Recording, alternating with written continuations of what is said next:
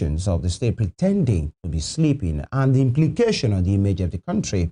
Same way, erudite scholar, Nobel Laureate Professor Wole Soyinka spoke on the matter on a news chart, and he said maybe it's excessive, that decision, the state of emergency decision, and of course the suspension of elected leaders. Staying on a range of topics, the ratification of the National Assembly of that decision, and what he expects. Just take a look. Let me confess that I was surprised at the ease with which this emergency law, that step, was applauded and passed.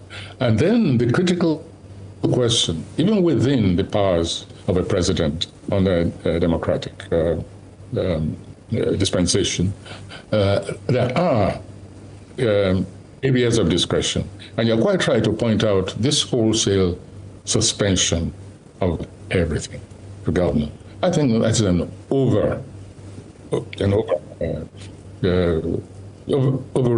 excessive response within the rights and the powers. We're assuming now, let's say that the president is constitutionally right, but within his powers, there are also areas of discretion.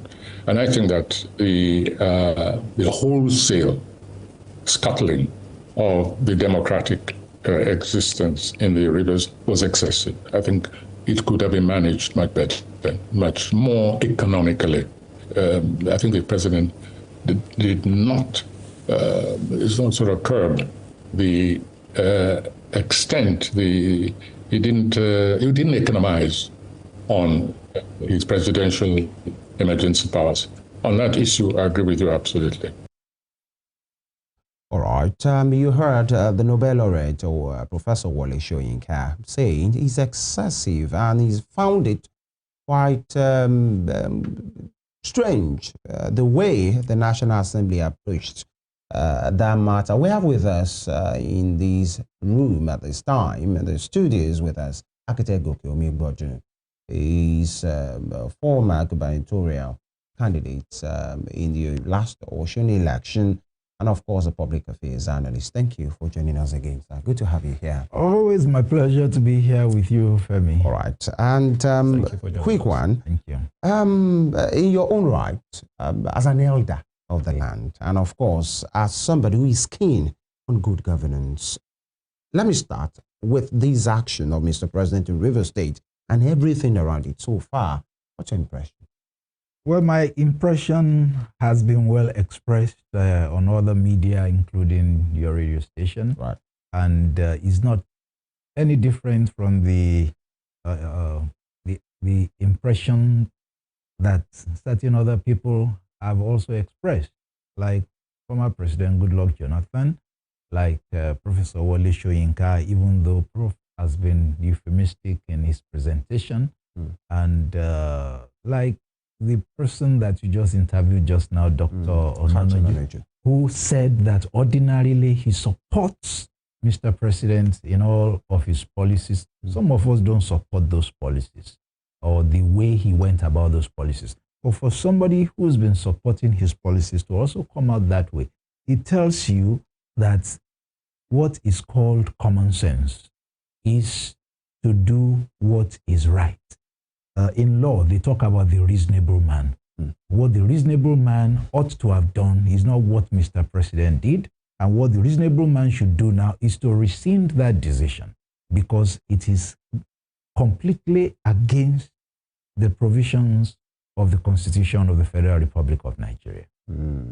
So talking about Dr. Kachon Onju now, yes. Previous guest on the program, yes, he said he's of the opinion that the ratification of the National Assembly, the ratification of the state of emergency imposed on Rivers State, and suspension of the duly democratically elected officers does not reflect the individual opinions of the members of the National Assembly. He feels that the leadership, were the ones who were compromised, that they did not follow due process in getting to that decision, that it doesn't really represent the true position, the true opinion of individual members of the House. What's your opinion to that, sir? Because as it is, they stand as one body and they have spoken as a body. So how do we know that truly this does not reflect the intentions of the individual members of the National Assembly. I absolutely agree with Dr. Ononoju, but I'll say I agree more with the president of the Nigerian Bar Association that said, in fact, the exercise in the parliament was trying to build something on nothing, because, in fact, what was done by the president in the first instance was not what the Constitution expects of him. What the president did is treasonable. It's a coup. It is against the Constitution. It is bringing in the military through the back door. It is asking somebody who had been a military man before, a chief of naval staff, to take over the government of a place. And when the man stepped down there, there was a military brigade of guards that he first inspected as he got in there. I don't see any state governor doing that. It's only the commander-in-chief of the armed forces that should do that. And then you call it a coup. How? That is what it is. He has the power to declare a state of emergency. He has the power to declare a state of emergency, Right. but we are discussing two issues. Okay. The state of emergency does not go as far as to remove the governor. Suspension. It is like saying my pastor has a responsibility to ask questions about myself and my wife. But does it mean that because I'm quarreling with my wife, my pastor should take over my wife? Let us face reality. He didn't remove, he they suspended. are two separate, whether suspension, removal, expulsion, whatever. There is no provision in the Constitution of the Federal Republic of Nigeria. The part that deals with the declaration of the state of emergency under the miscellaneous provisions is that section 305. Is there anything there that says that the president can remove the governor? No. Go back all the way to section 11, which is on public order. Is there anything that says that the president has the powers to remove a governor and members of the State House of Assembly duly elected by popular votes? No. Go to section 45 of the Constitution that deals with details of how the state of emergency should run. Is there any provision there that states that the president can remove the governor, deputy, or members of the State House of Assembly? No. Now go to the section 188 that deals with removal of the governor and the deputy. Is there any provision there that says that includes a proclamation from the president of the Federal Republic? No. So it is a coup. Call a spade a spade. Treason, and ordinarily in Senate crimes, is punishable in the first instance by impeachment, and then perhaps other punishments according to the laws of the land. So you're saying President Tinubu, went about this by plotting a coup or activating a coup in one of the states under him? That is exactly what has happened, and if we are not careful, such measures would extend to Kano State, would extend to Osun State under his dispensation. But like you are mentioning opposition state. Yes, that's what I'm doing. Is it about that? And those are opposition states where there are signs that the presidency is interested in taking over. And I will quickly, before you interject, also remind you that your immediate guest, before I came in, Dr. Kachononiju, warned that if President Bola Ahmed Tinubu is not careful, one president will also arise that will use that emergency rule to impose an administrator in his Lagos state. So talking about the National Assembly here, some people would disagree and say that they cannot, the individual members of the National Assembly cannot absolve themselves of that decision. In fact, there are rumors that some of them were bribed, that some got $5,000, $10,000. So how then do we say that it's a coup? How then do we say that that was not their intention? Because as it is, they gave their ratification. So what do you say to the decision of the National Assembly and to the individual members representing the average Nigerians in the National Assembly? You're saying two different things. A coup is a coup. I remember when I was growing up, whenever there was a coup in Nigeria, the masses would come out and dance with the military men. Does that mean that it was not a coup? Does that mean that it was in line with the Constitution? No. And if it was a military coup, a palace coup, a military coup against another military coup, does that mean that if those that plotted the successful coup were caught, that they would not have been executed? So are you saying they were all in on it? Coup. They could all be in on it. It could be by inducement. You just said it. I'm not the one that said it. That some of them. Yeah, there are rumors, though. We do not have proof. Rumors. But I said, you just said it, Absolutely. not me. That perhaps some of them got $10,000, $5,000. As at least one of them came out to say, I'm not one of those that collected $10,000. So is that not implying that perhaps certain ones amongst them collected $10,000? And where on earth would you want to deal with a delicate issue as to the occupancy of an elevated office, and then it is by voice vote? I watched the television program last night, and I had the interviewer asking a member of the House of Representatives, when you are going to elect your speaker, was it by voice vote? Was it not by individual vote so that we could know who voted in one direction or the other? I mean, so why is it that when it comes to the unconstitutional deposing, you can call it suspension or anything, of a legitimately voted governor by popular wishes of the people, then you now remove him by voice vote? There's something fundamentally wrong somewhere, and we all should come together and address issues like this. Using your analogy right now, in which you have said, this is a coup. It means, even in the military days when coup were, quite the thing, there are people who aided and abetted. So in this case now, the National Assembly ratified the coup. That's what you're saying. They have aided and abetted the same decision. Yes. The yeas, the nays. In fact, there was no nay. Yes, all over. Yes, the National Assembly and perhaps... And you could see, sorry, sir. You could see one... I know, sir. Okay. You could see one or two of them at the Green Chamber, the Senate Chamber, who tried to say, let's do this properly. We have a duty. Exactly. And they were shouted down by the leadership of the House. Now you are going to where I was going. That perhaps... But they have always said they have the prerogative of choosing the mode of ratification. More of the leadership than any other person. How did the leaders themselves emerge? How did Senate President Akpabio emerge? He wanted to contest against the president, and he was asked to step down. He did, and then somebody who had duly been elected through a primaries was abracadabra removed, and the ticket taken from him. I don't know if it's been settled one way or the other. That's his own kettle of fish. For us as Nigerians, there is something wrong with that, even if he has been settled. And then you now give the ticket to somebody, and that person eventually emerges the Senate president. Who does that in a sane climb? And now, after becoming the Senate president, you now rubber stamp everything, good or evil, that is being done by the presidency. I don't want to talk about things past, but this present one is patently evil.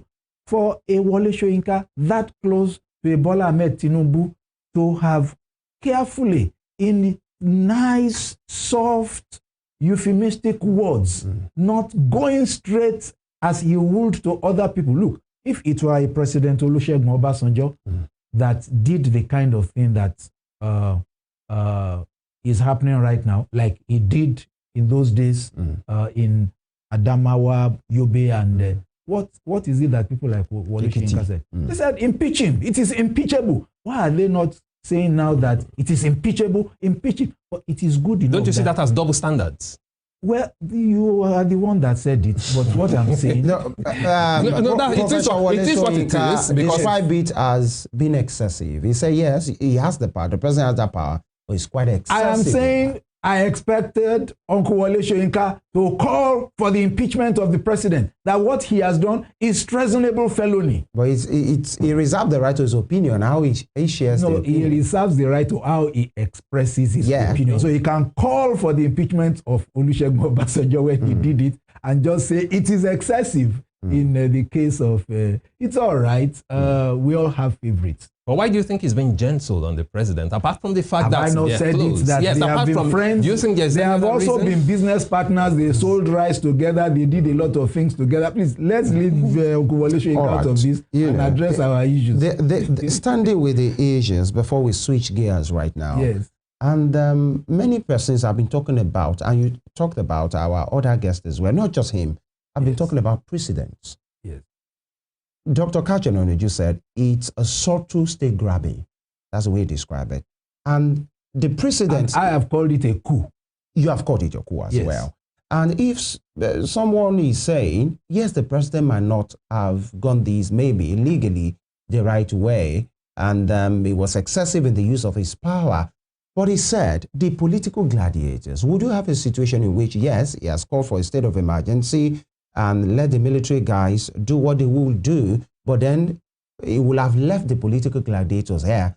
But these are still the warring guys that got us to this point as well. Would you rather he have left them? What progress will we as a nation will have made if actually called for a state of emergency, but the House of Assembly members, the governor, are still at each other's jugular? Well, there is what we need to understand. Yes, please. What is a state of emergency proclamation? It is to remove from some of the laws that a people or those persons occupying offices there may ordinarily be able to deploy so that we will be able to address issues.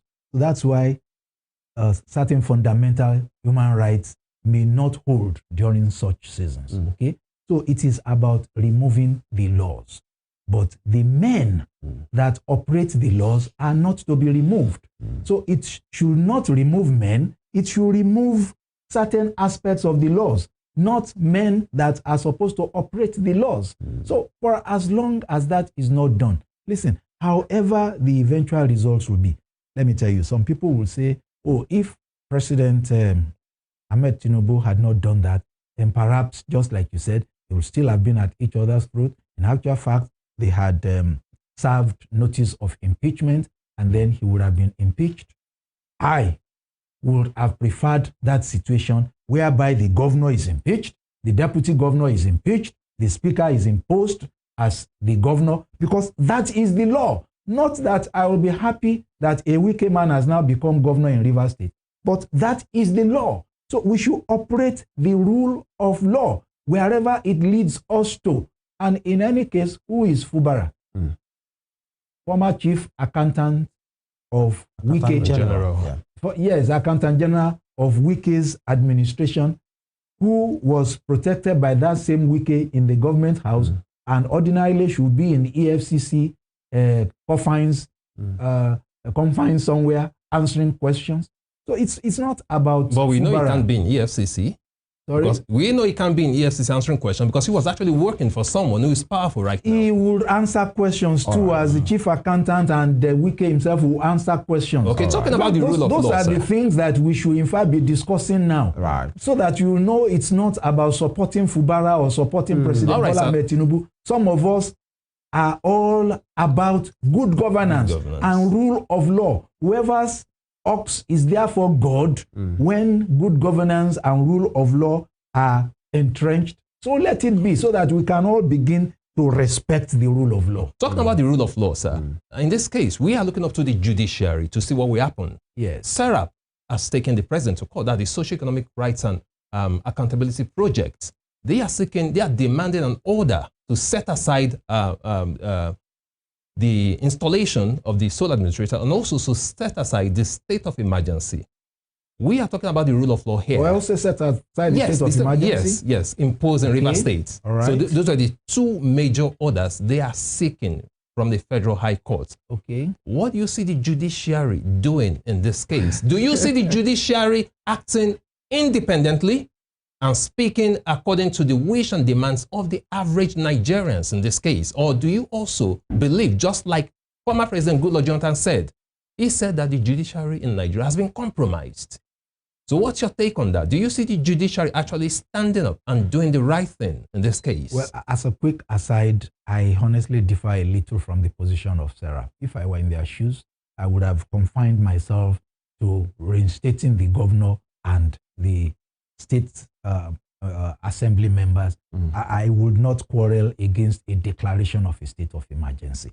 But now addressing the real question that you asked. President Goodluck Jonathan, who knows better, who has been there, has said that he believes that the judiciary is compromised. Your guest that left just now said certain things in similar vein. The only thing that I appreciated from what he said, I can't remember his exact words, but it was to indicate that even the judiciary would try to read the calibration of the mood of the people. And therefore, I've seen that happen around before. I don't want to go into particular instances of cases, but I know that they will also read the mood of the people and recognize that even if the Wole Soyinkas of this world and others that support the president like that, Dr.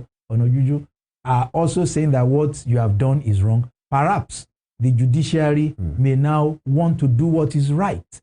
But that the judiciary is compromised as alleged by former President Goodluck Jonathan, what can I do than to agree with him? And I'm being careful. I don't want to be a proponent of such a thing. They cannot harass a Goodluck Jonathan, but you know how they harassed my Aburo, Daily Faro TV, and they didn't allow the young man to enjoy his Christmas at home. So then let me just be satisfied by saying President Goodluck Jonathan said that the judiciary is heavily compromised. We must and you second the opinion. We must just speak through to power. Now, let's switch gears and talk about this state, Osun State, the state that you wanted to govern. Yes. And with what we have seen in some communities, in Urolu local government and Irekodun local government, Ifon, Ilobu, and Osun.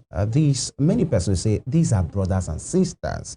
You know, family members scattered along different communities. That is who they are and what they used to be. Now, this communal crisis appears perpetual, unending. It will look like we are making progress after some time. And now, a few days ago, there was renewal of hostilities that has ended in destruction of lives and properties. The videos are too gory. We can't even do that. But then,